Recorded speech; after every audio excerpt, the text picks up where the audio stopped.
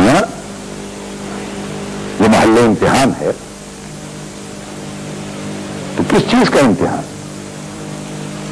وہ جو امتحان لیتا ہے کس چیز کا امتحان لیتا ہے؟ عمل کی صلاحیتوں کو روح بکار لانے کا امتحان۔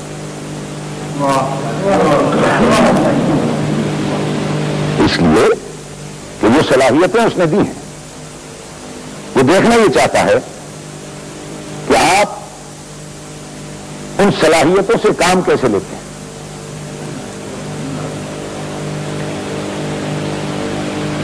اس دنیا میں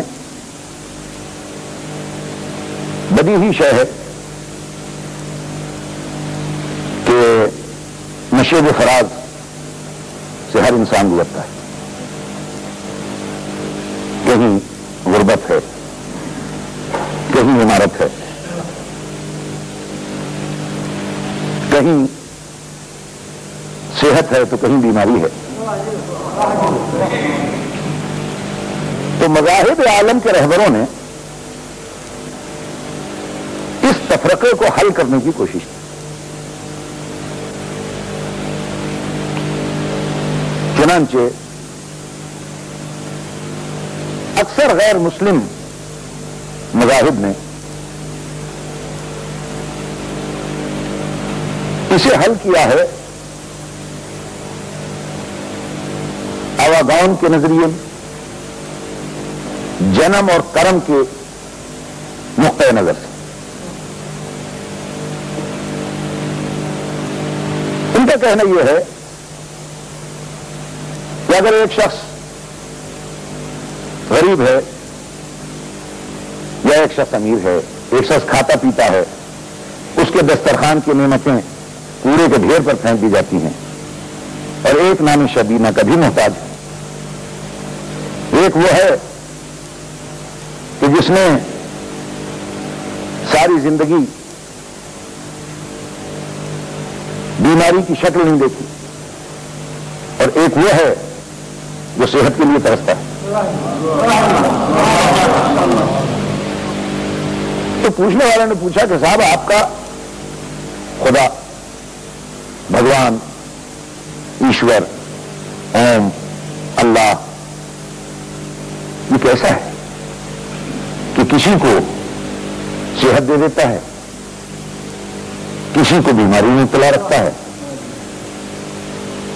تو غیر مسلم مذاہب نے اس مسئلے کو حل کرنے کے لیے جنم اور کرم کا سہارا لیا۔ انہوں نے کہا کہ جسے آج آپ دیکھ رہے ہیں کہ یہ غریب ہے، جسے آج آپ دیکھ رہے ہیں کہ یہ بیمار ہے، آپ نے اس کا پچھلا جنم نہیں دیکھا۔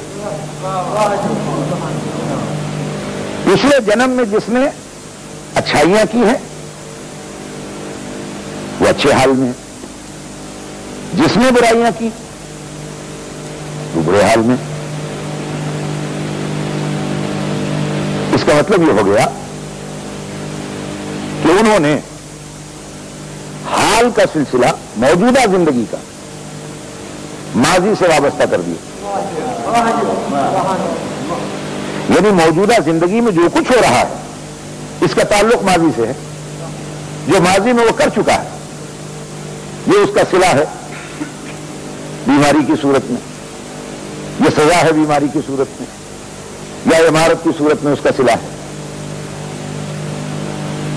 اچھا، یہاں ایک شے تو طے ہے، یہ جو کچھ بھی صلہ وہ دے رہے ہیں اس کا مطلب یہ ہو گیا کہ ضمیر شرک بھی اور ضمیر کفر بھی یہ گوارا نہ کر سکا کہ خدا ہو اور عادل نہ ہو۔ یعنی ذات واجب کا عادل ہونا ضمیر ذہنی کے عین مطابق ہے ان کے نزدیک، لیکن ہم جن کے ہاتھ میں دین فطرت کا دامن ہے اسلام کا، ہم یہ کہتے ہیں کہ وہ بیچارے ایک صحیح اصول کی پابندی کرتے ہوئے ٹھوکر کھا گئے۔ اب کوئی پوچھے کہ جناب جب صحیح اصول ہے تو ٹھوکر کیسے کھا گئے ہو؟ تو علماء اسلام نے اس مسئلے کو یوں حل کیا کہ وہ ٹھوکر اس لیے کھا گئے کہ انہوں نے موجودہ زندگی کا سلسلہ جوڑ دیا ماضی کے ساتھ. ماضی انسان کے اختیار سے باہر ہے، اور جب حال ماضی سے وابستہ ہو جائے گا تو اصلاح احوال کی ساری کوششیں بیکار ہو جائیں گی.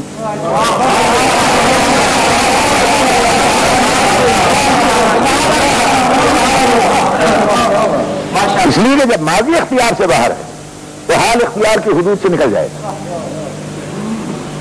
اس لیے اب کوئی بیمار علاج نہیں کرائے گا، کوئی مخلوق الحال فاقے دور کرنے کی کوشش نہیں کرے گا، اس لیے کہ اس کو تو ماضی کی سزا مل رہی ہے، وہ اس سے نکل ہی کیسے سکتا ہے. اور دوسری چیز یہ ہے کہ پھر یہ جتنے خیراتی ادارے ہیں یہ بند کروانے پڑیں گے، شفا خانے بند کروانے پڑیں گے. اس لیے کہ آپ کسی بیمار کا علاج کرنے والے کون ہیں؟ اس کو تو ماضی کی سزا مل رہی ہے. آپ فقر و فاقہ دور کرنے والے کون ہیں؟ اس کو ماضی کی سزا مل رہی ہے. اور کسی مجرم کو جرم سے بچانا بذات خود بہت بڑا جرم ہے.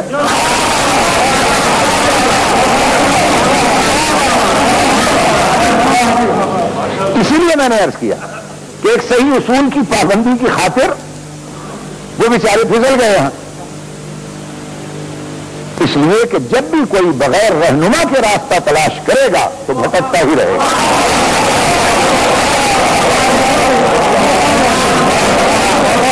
لیکن نظام آل محمد میں، نظام اسلام میں جو دین فطرت ہے،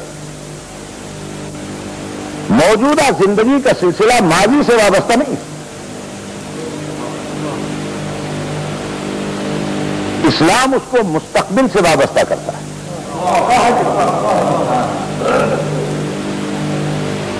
اس لیے کہ اگر ماضی سے وابستہ کر دیں کہ ماضی کی جزا یا سزا ہے، یہ حال، یہ موجودہ زمانہ اور اس میں جو کچھ ہو رہا ہے،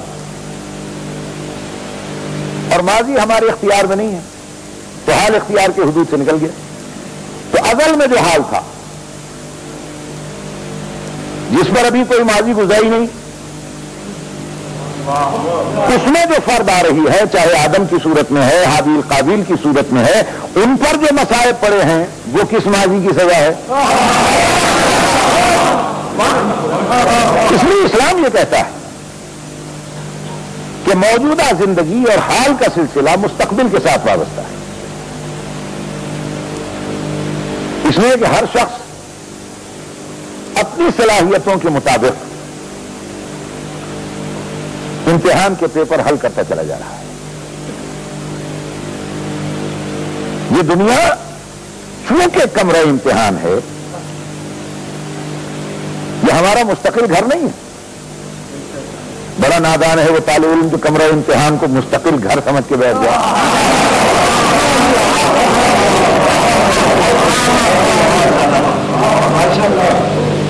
اس لیے کہ مستقل گھر ہمارے دو ملکوں میں سے ایک ملک میں ہے، ایک کو جنت کہتے ہیں، ایک کو جہنم کہتے ہیں. اس دھرتی پر بسنے والے ہر انسان کا مستقل گھر یا اس ملک میں ہے یا اس ملک میں ہے. خداوند عالم وہاں بھی پیدا کر سکتا تھا، لیکن اس نے چاہا کہ نہیں، میں اپنے اوپر کیوں کسی کا اعتراض وارد کروں؟ اس لیے کہ جسے جہنم میں بھیج دیتا وہ ذات واجب پہ معترض ہو جاتا، اور اگر جنت میں سب کو بھیج دیتا تو جنت میں جا کر کتنی ایسے فردیں ہوتی ہیں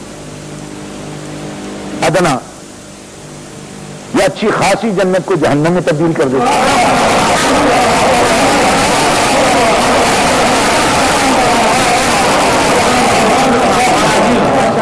لہٰذا اس نے کہا میں جنت میں نہیں بھیجتا نہ جہنم میں بھیجتا ہوں، ایک تیسری دنیا بنا دیتا ہوں، میں وہاں بھیج دوں گا اور وہاں سے تمہیں اپنے اختیار کے بلبوتے پر آنا ہے، جہاں کی تیاری کر کے آؤ گے میں وہاں پہنچا دوں گا، اور اس دنیا میں یہ محل امتحان ہے، سکمرہ امتحان ہے، ہر شخص کا اس کی صلاحیتوں کے مطابق امتحان ہو رہا ہے۔ مگر یاد رکھیے گا دو مضامین بہت اہم ہیں، دو پرچے جو حل کرنے ہیں بہت اہم ہیں۔ ایک ہے صبر کا پرچہ، ایک ہے شکر کا۔ صبر کا امتحان لیتا ہے نعمتیں لے کر،